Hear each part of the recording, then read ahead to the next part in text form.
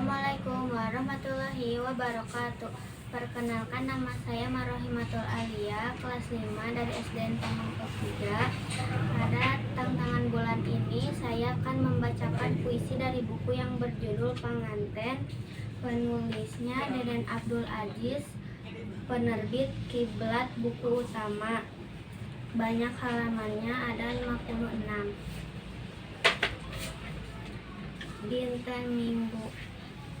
Dinten Minggu harita urang ngawi tanpa tepang. Dinten Minggu geuning katresna mekar ati, teu walak aya kasiksa diri. Antukna silih kedalkeun eusi ati, kota serang jadi saksi urang duaan silih kedalkeun kambasna.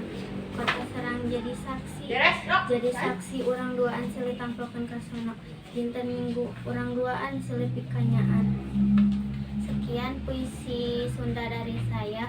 Wassalamualaikum warahmatullahi wabarakatuh. Salam literasi.